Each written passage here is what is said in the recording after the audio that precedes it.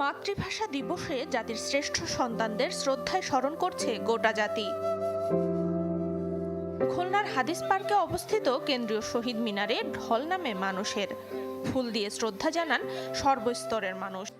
আমরা গর্বিত যে আমরা বাঙালি হয়ে জন্মগ্রহণ করতে পেরেছি এবং মাতৃভাষা বাংলায় কথা বলতে পারছি। বীর শহীদদের গভীর শ্রদ্ধায় স্মরণ করছে বন্দরনগরী চট্টগ্রামের মানুষ। প্রত্যাশা জানান বৈষম্যহীন সমাজ প্রতিষ্ঠার। সিলেট ও বরিশালেও বিনম্র শ্রদ্ধায় স্মরণ করা হয় ভাষা শহীদদের। দীর্ঘ সারিতে দাঁড়িয়ে একে একে শহীদ বেদিতে শ্রদ্ধা জানানো হয়। বাংলা ভাষার শুদ্ধ চর্চা ও প্রয়োগের আহ্বান জানান মানুষ। দাবি জানান ক্ষুদ্র নৃগোষ্ঠী ও আঞ্চলিক ভাষা সুরক্ষার। এছাড়া কুষ্টিয়া, মেহেরপুর, টাঙ্গাইল, নাটোর, নড়াইল, নারায়ণগঞ্জ, বগুড়া সহ সারা দেশে শ্রদ্ধাভরে স্মরণ করা হয় অমর 21শে ফেব্রুয়ারি ও আন্তর্জাতিক মাতৃভাষা দিবস।